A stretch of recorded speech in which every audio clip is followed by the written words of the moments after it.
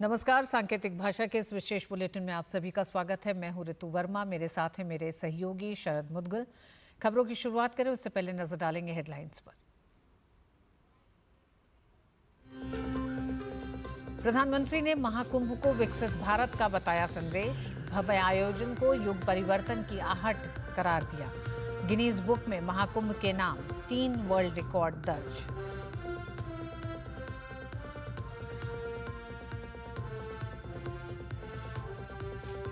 UP CM Yogi Adityanath ने महाकुंभ के सफल आयोजन के लिए सफाई कर्मियों को दिया तोहफा। 10,000 बोनस, 16,000 मानदेय और 5 लाख के स्वास्थ्य बीमा की घोषणा।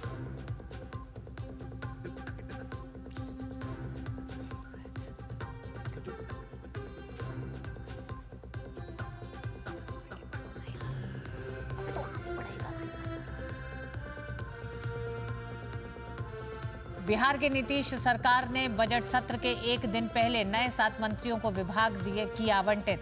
संजय सरावगी को राजस्व एवं भूमि सुधार तो वहीं जीवेश कुमार को नगर विकास एवं आवास विकास का मिला कार्यभार। दिल्ली की मुख्यमंत्री रेखा गुप्ता ने रखा दिल्ली विधानसभा के डिप्टी स्पीकर के लिए मोहन सिंह बिष्ट का नाम। दिल्ली सरकार के मंत्री मनजिंदर सिंह सिरसा ने किया उनके प्रस्ताव का समर्थन।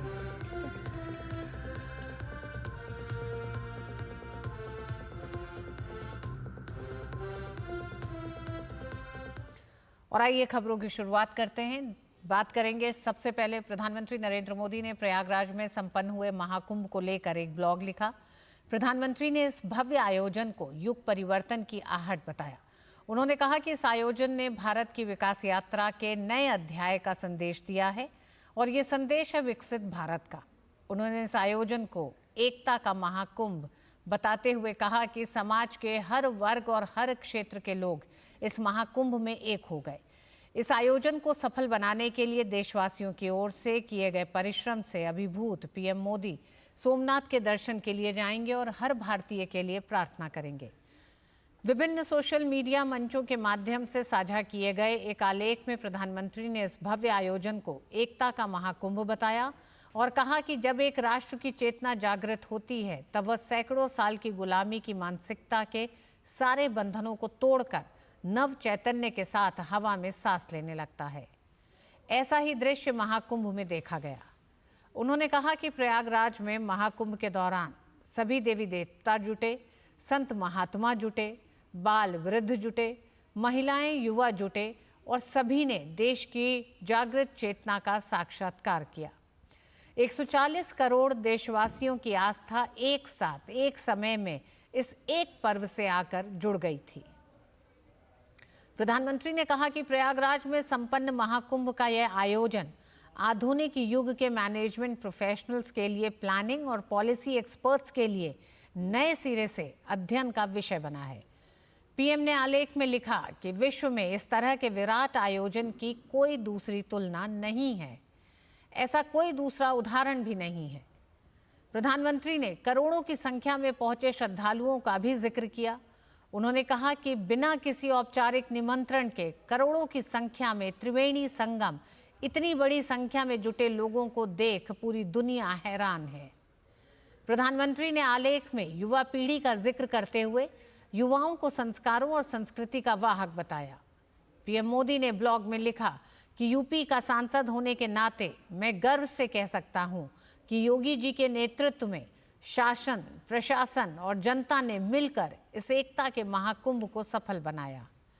केंद्र हो या राज्य हो, यहाँ ना कोई शासक था ना कोई प्रशासक था, हर कोई श्रद्धा भाव से भरा सेवक था।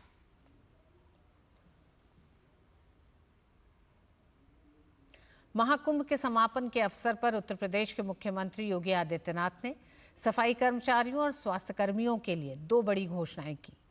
सीएम योगी ने सफाई कर्मियों को 10,000 रुपए का बोनस और स्वास्थ्य कर्मियों के लिए 5 लाख के स्वास्थ्य बीमा योजना की घोषणा की है। अप्रैल महीने से सफाई कर्मियों को मिलेगा 16,000 का मानदेय। ये योजना उन सभी कर्मचारियों पर लागू होगी जिन्होंने महाकुंभ के दौरान सफाई व्यवस्था बनाए रखने में योगदान दिया।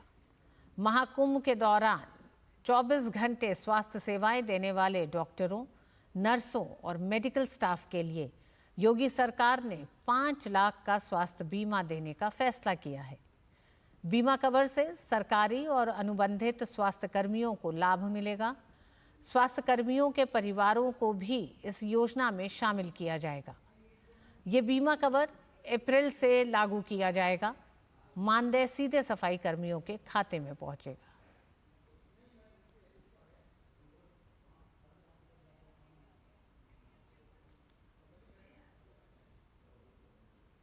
उत्तर प्रदेश के मुख्यमंत्री योगी आदित्यनाथ ने महाकुंभ के सफल आयोजन के लिए सभी विभाग और प्रयागराजवासियों का अभिनंदन करते हुए कहा कि महाकुंभ के बहाने प्रयागराज एक स्मार्ट सिटी बन गई है। हर विभाग ने अपने स्तर पर इस आयोजन में भरपूर सपोर्ट किया, सहयोग किया और इसमें आर्थिक रूप से भी सहयोग करते हुए प्रयागराज की कायाकल्प को करने के लिए सड़क परिवहन मंत्रालय ने भी जो योगदान किया, आज महाकुंभ के बहाने प्रयागराज सिटी एक आधुनिक सिटी और स्मार्ट सिटी के रूप में चमक रही है। प्रयागराज वासियों का भी अभिनंदन करूंगा जिन्होंने पिछले 2 महीनों के अंदर बिना किसी संकोच के इस पूरे आयोजन को अपने घर का आयोजन माना। मुख्यमंत्री योगी ने महाकुंभ पर विपक्ष द्वारा दुष्प्रचार फैलाने को लेकर जमकर निशाना साधा। उन्होंने कहा कि जनता ने विपक्षियों द्वारा फैलाए गए दुष्प्रचार को पूरी तरह नकारते हुए महाकुंभ को एक सफल आयोजन बनाया है। प्राथमिकता थी कि श्रद्धालुजनों को सुरक्षित स्नान करा करके उनके गंतव्य की ओर प्रस्थान करवाया जाए। क्या संगम पे, क्या ऐरावत घाट पर, क्या गंगा जी के किसी भी घाट पर विरोधी और विपक्षी लगातार दुष्प्रचार कर रहे थे, बदनाम कर रहे थे, अपमानित करने की भाषा का उपयोग कर रहे थे। जनता जनार्दन ने एक सिरे से उन्हें खारिज करके प्रयागराज महाकुंभ में आकर के साबित किया कि नहीं, तुम्हारे दुष्प्रचार में अब नहीं आएंगे, सनातन का ध्वजा अब कभी झुकने वाली नहीं है। दिल्ली विधानसभा का सत्र जारी है। इस बीच सदन में पिछली आप सरकार की आबकारी नीति से जुड़ी सीएजी रिपोर्ट पर चर्चा हो रही है। भाजपा के कई विधायक शराब नीति को लेकर आम आदमी पार्टी पर जमकर बरसे। उन्होंने केजरीवाल सरकार और उनके नेताओं को घेरते हुए कहा कि शराब नीति के जरिए खास लोगों को फायदा पहुंचाया गया। केजरीवाल ने पारदर्शिता की धज्जियां उड़ाई हैं। शराब माफिया और सरकार का पूरा गठजोड़ था। बीजेपी विधायक सतीश उपाध्याय ने आम आदमी पार्टी पर हमला बोलते हुए कहा कि कैग ने शराब नीति अनियमितता और भ्रष्टाचार को उजागर किया है। इस नीति से दिल्ली को भारी नुकसान पहुंचा है।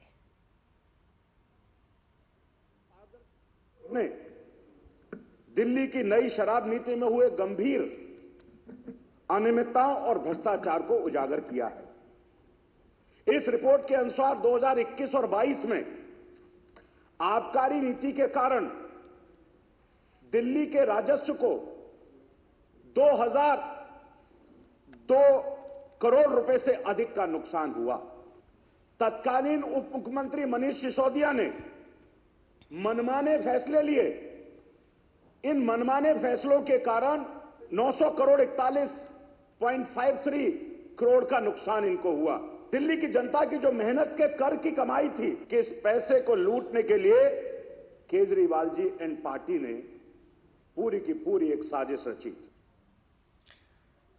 दिल्ली विधानसभा अध्यक्ष विजेंद्र गुप्ता ने दिल्ली विधानसभा में विपक्ष के नेता आतिशी को तत्काल प्रभाव से विपक्ष के नेता के रूप में मान्यता दे दी है।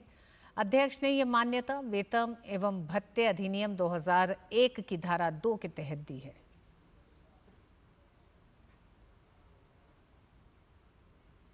दिल्ली विधानसभा में नजफगढ़ का नाम बदलने की मांग उठी है। भाजपा विधायक नीलम पहलवान ने नजफगढ़ का नाम बदलकर नाहरगढ़ करने की मांग की है।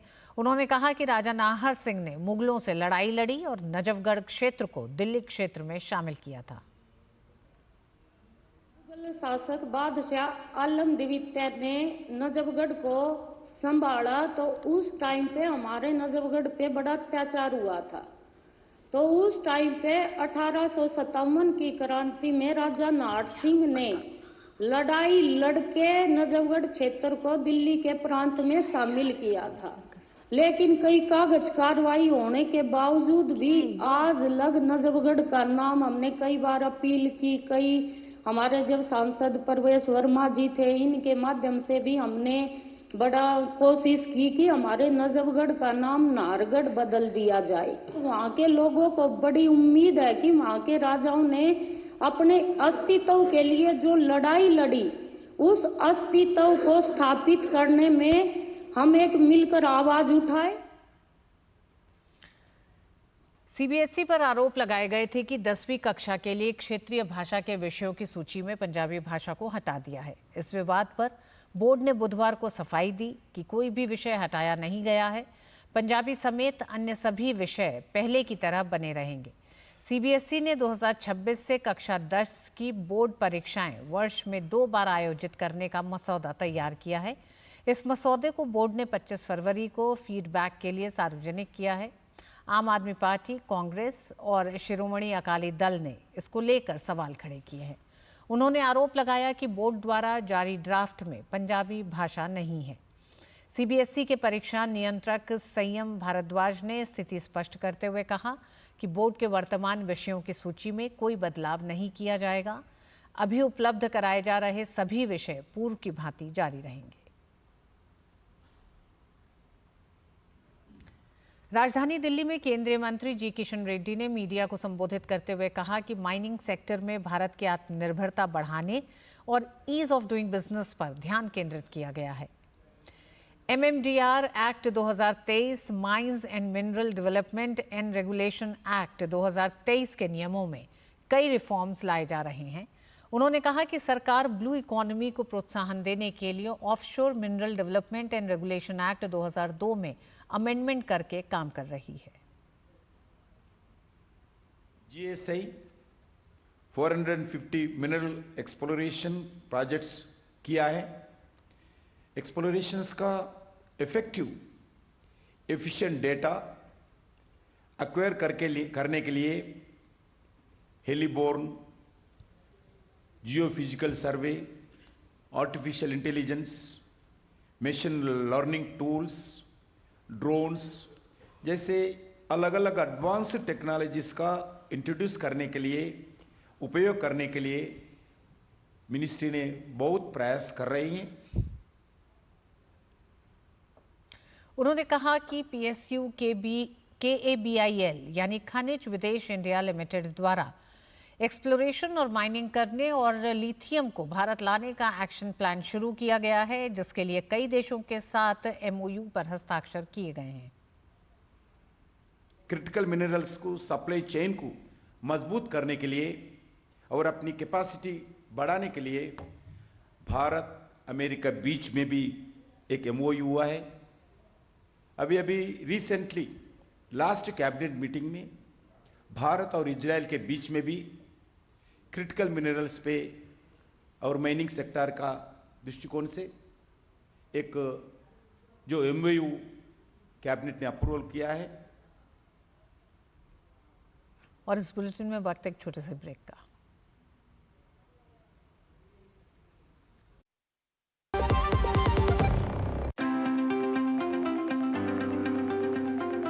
आपकी रसोई का दिल LPG गैस स्टोव है। मेरा ISI और BIS प्रमाणित LPG स्टोव मेरे पसंदीदा भोजन को पकाने के लिए आवश्यक हीट का सोर्स है। मैं सुरक्षित रूप से और खुशी से खाना पकाने का आनंद ले सकती हूँ। जब धरती चीर कर निकलता है लोहे का पत्थर और मिलता है मोंगिया के जोश से, फिर तपता है, पिघलता है और बनता है फौलाद। अब होता है सरिया सारी खूबियों के साथ। मोंगिया स्टील, मजबूत देश का मजबूत सरिया। मणिपुर में राष्ट्रपति शासन लगने के बाद हथियारों का सरेंडर करना जारी है। 6 जिलों के लोगों ने अपनी इच्छा से हथियार जमा कराए हैं। पुलिस ने गुरुवार को इस बारे में जानकारी देते हुए बताया कि मणिपुर के 6 जिले में सुरक्षा बलों को कुल 104 हथियार और गोला बारूद सौंपे गए हैं। सबसे अधिक हथियार इम्फाल पश्चिम जिले में सौंपे गए। इनमें 12 कार्बाइन मशीन गन और मैगजीन भी शामिल है। राज्यपाल के आदेश के बाद कई हथियार सरेंडर हो चुके हैं। मणिपुर के राज्यपाल अजय कुमार भल्ला ने 20 फरवरी को राज्य की जनता से अपील की थी कि वे लूटे गए और अवैध रूप से रखे गए हथियारों को स्वेच्छा से 7 दिनों के भीतर पुलिस को सौंप दें। उन्होंने ये भी आश्वासन दिया था कि इस अवधि में हथियार सौंपने वालों के खिलाफ कोई दंडात्मक कार्रवाई नहीं की जाएगी। रक्षा मंत्री राजनाथ सिंह ने रक्षा मंत्रालय की द्विवार्षिक हिंदी पत्रिका सशक्त भारत का पहला संस्करण जारी किया। इस पत्रिका में सशस्त्र बलों के कर्मियों की वीरता, देशभक्ति और बलिदान पर कविताएं और मंत्रालय के कर्मियों द्वारा लिखे गए सरकार की नीतियों पर लेख शामिल हैं, चाहे वे किसी भी पद पर हों, जो समावेशिता और विविधता में एकता को दर्शाते हैं। रक्षा मंत्री ने हिंदी को बढ़ावा देने के लिए राजभाषा विभाग के रक्षा मंत्रालय के प्रयासों की सराहना की। उन्होंने हिंदी को अपनाने और इसके उपयोग को बढ़ाने की आवश्यकता पर जोर दिया और भाषा को भारत के सामाजिक और सांस्कृतिक ताने बाने को जोड़ने वाला सूत्र बताया। सशक्त भारत पत्रिका का उद्देश्य रक्षा मंत्रालय के कर्मचारियों की रचनात्मक प्रतिभा को उजागर करना और उन्हें हिंदी में अपने दैनिक कार्य करने के लिए प्रोत्साहित करना है। पत्रिका का ई-संस्करण रक्षा मंत्रालय की आधिकारिक वेबसाइट www.mod.gov.in पर उपलब्ध है। बिहार के मुख्यमंत्री नीतीश कुमार ने कैबिनेट विस्तार के बाद 7 नए मंत्रियों के बीच विभागों का बंटवारा कर दिया है। बिहार मंत्रिमंडल में बीजेपी कोटे से शामिल हुए सभी मंत्रियों को उनके विभाग सौंप दिए गए हैं। वहीं नए मंत्रियों के बीच विभागों के बंटवारे को लेकर नोटिफिकेशन जारी कर दिया गया है। नए मंत्रियों के बीच विभागों का बंटवारा करने के लिए कई पुराने मंत्रियों का विभाग भी बदला गया है। पहले जो मंत्री एक से अधिक विभाग संभाल रहे थे, अब उनके कुछ विभागों को नए मंत्रियों के बीच बांटा गया है। मंत्रियों के विभागों के बंटवारे से जुड़े नोटिफिकेशन के अनुसार बीजेपी कोटे से मंत्री बने संजय सरावगी को बड़ी जिम्मेदारी दी गई है। संजय सरावगी को बिहार सरकार में राजस्व एवं भूमि सुधार का मंत्री बनाया गया है। वहीं जीवेश मिश्रा को नगर विकास एवं आवास विकास, सुनील कुमार को वन एवं पर्यावरण विभाग दिया गया है। इसके अलावा राजू सिंह को पर्यटन मंत्री, मोतीलाल प्रसाद को कला एवं संस्कृति मंत्री, वहीं कृष्ण कुमार मंटू को सूचना प्रौद्योगिकी मंत्री बनाया गया है। विजय मंडल को आपदा प्रबंधन विभाग दिया गया है। पुराने मंत्रियों के विभाग में भी फेरबदल किया गया है। बिहार के डिप्टी सीएम विजय सिन्हा को कृषि और खनन, वहीं नितिन नवीन को पथ निर्माण विभाग मिला है। अमेरिका के कैलिफोर्निया में भीषण दुर्घटना का शिकार हुई भारतीय छात्रा नीलम शिंदे अस्पताल में जिंदगी की जंग लड़ रही हैं। नीलम का बीते 14 फरवरी को एक्सीडेंट हो गया। नीलम के घर वालों ने केंद्र सरकार से अमेरिकी वीजा के लिए गुहार लगाई है। विदेश मंत्रालय ने नीलम शिंदे के माता पिता को तत्काल अमेरिकी वीजा जारी करने का मामला उठाया है। अमेरिका नीलम शिंदे के परिवार को जल्द वीजा प्रदान करने की औपचारिकताओं पर काम भी कर रहा है। भारत के थल सेनाध्यक्ष जनरल उपेंद्र द्विवेदी के सामने फ्रांस के कार्पियागे में स्कॉर्पियन डिवीजन द्वारा लाइव फायरिंग का प्रदर्शन हुआ। इस दौरान फायरिंग में नए शामिल किए गए जगुआर, ग्रिफॉन और सर्वल वाहनों द्वारा एकीकृत फायरिंग का प्रदर्शन किया गया। साथ ही इन सभी उपकरणों का भी प्रदर्शन किया गया। थल सेनाध्यक्ष जनरल उपेंद्र द्विवेदी 24 से 27 फरवरी तक फ्रांस की आधिकारिक यात्रा पर हैं। पुणे पुलिस ने स्वारगेट बस अड्डा पर राज्य परिवहन की एक बस के अंदर 26 वर्षीय महिला से बलात्कार करने के आरोपी कुख्यात बदमाश की गिरफ्तारी में मदद के लिए सूचना देने वाले को 1 लाख रुपए का इनाम देने की घोषणा की है। पुलिस ने कहा कि आरोपी दत्तात्रेय रामदास गाड़े की तलाश में पुलिस की 13 टीम जुटी हुई है। वह मंगलवार की सुबह हुई घटना के बाद से फरार है। पुणे के पुलिस आयुक्त अमितेश कुमार ने कहा कि आरोपी के बारे में सूचना देने वाले को 1 लाख रुपए का इनाम दिया जाएगा।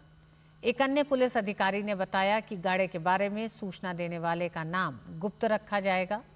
गाड़े के खिलाफ पुणे और पास के अहिल्यानगर जिले में चोरी, डकैती और चेन झपटमारी के आधा दर्जन मामले दर्ज हैं और वो इनमें से एक अपराध में 2019 से जमानत पर बाहर है। और पुणे में युवती से हुए दुष्कर्म मामले को महाराष्ट्र के उप मुख्यमंत्री एकनाथ शिंदे ने दुर्भाग्यपूर्ण और निंदनीय बताया। उन्होंने कहा कि आरोपी को बहुत जल्द गिरफ्तार करके उसके खिलाफ कड़ी कार्रवाई की जाएगी। पुणे में हुई घटना बहुत ही दुर्भाग्यपूर्ण है, निंदनीय है और इसलिए कि वो उसको मैंने खुद ही पुलिस आयुक्त जी से भी बात की, हमारे मुख्यमंत्री जी उसके ऊपर लगातार ध्यान दे रहे हैं और उन्होंने भी आदेश पुलिस आयुक्त को दिया है। पालक मंत्री अजीत दादा भी इसका फॉलोअप ले रहे हैं और इसमें इसको जल्द से जल्द पकड़ा जाएगा, उसके ऊपर कड़ी कार्रवाई की जाएगी, उसको फांसी की सजा मिलनी चाहिए। ऐसे गुनाहगारों को ऐसी भूमिका सरकार की है। मोहन सिंह बिष्ट को सर्वसम्मति से दिल्ली विधानसभा का डिप्टी स्पीकर चुना गया है। दिल्ली विधानसभा अध्यक्ष विजेंद्र गुप्ता और दिल्ली की मुख्यमंत्री रेखा गुप्ता ने डिप्टी स्पीकर चुने जाने पर मोहन सिंह बिष्ट को बधाई दी। मुख्यमंत्री रेखा गुप्ता ने मोहन सिंह बिष्ट के नाम का प्रस्ताव डिप्टी स्पीकर पद के लिए रखा। दिल्ली सरकार के मंत्री मनजिंदर सिंह सिरसा ने उनके प्रस्ताव का समर्थन किया। दिल्ली में हुए 2025 के विधानसभा चुनाव में भाजपा के टिकट पर मोहन सिंह बिष्ट ने मुस्तफाबाद सीट से चुनाव लड़ा था। मुस्लिम बाहुल्य सीट पर मोहन सिंह बिष्ट कमल खिलाने में कामयाब हुए हैं। 1998 में पहली बार करावल नगर से मोहन सिंह बिष्ट विधायक चुने गए। 2003, 2008 और 2013 में भी विधानसभा चुनाव में भी मोहन सिंह बिष्ट ने करावल नगर से जीत का परचम लहराया। 2025 के विधानसभा चुनाव में मोहन सिंह बिष्ट को बीजेपी ने मुस्तफाबाद सीट से टिकट दिया। मुस्तफाबाद से मोहन सिंह बिष्ट ने रिकॉर्ड वोटों से जीत दर्ज की। संभल जामा मस्जिद की मरम्मत मामले में आज इलाहाबाद हाईकोर्ट ने एएसआई को मस्जिद के सर्वेक्षण के निर्देश दिए हैं। हाईकोर्ट ने एएसआई से मस्जिद की रंगाई पुताई की आवश्यकता की जानकारी मांगी है। एएसआई आज मस्जिद का सर्वेक्षण कर सकती है। कल एएसआई की रिपोर्ट के आधार पर हाईकोर्ट निर्णय लेगा। इससे पहले मस्जिद कमेटी ने भारतीय पुरातत्व विभाग को पत्र भेजकर रंगाई पुताई कराने की अनुमति मांगी थी, जिस पर डीएम ने कहा था कि जब तक न्यायालय से कोई अनुमति नहीं मिलती है तब तक विवादित ढांचे से छेड़छाड़ नहीं होने दी जाएगी। हाईकोर्ट में सुनवाई के बाद जामा मस्जिद भारी पुलिस फोर्स मौजूद है।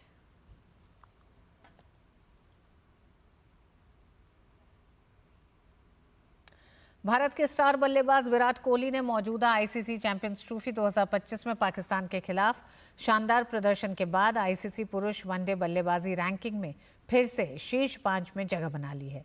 विराट आईसीसी रैंकिंग में एक स्थान ऊपर 5वें स्थान पर पहुंच गए। इसके साथ ही भारत के 3 बल्लेबाज आईसीसी की टॉप 5 की सूची में पहुंच गए हैं। सलामी बल्लेबाज शुभमन गिल पहले और कप्तान रोहित शर्मा तीसरे स्थान पर बने हुए हैं।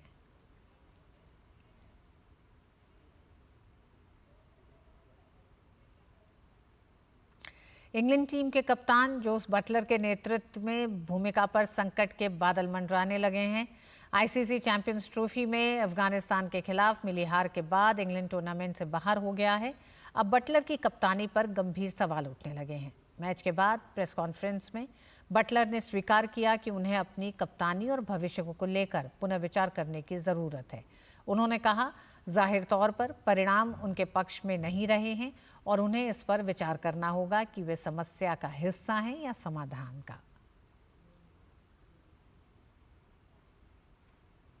और इस बुलेटिन में बस इतना ही। मुझे और शरद को दीजिए अनुमति।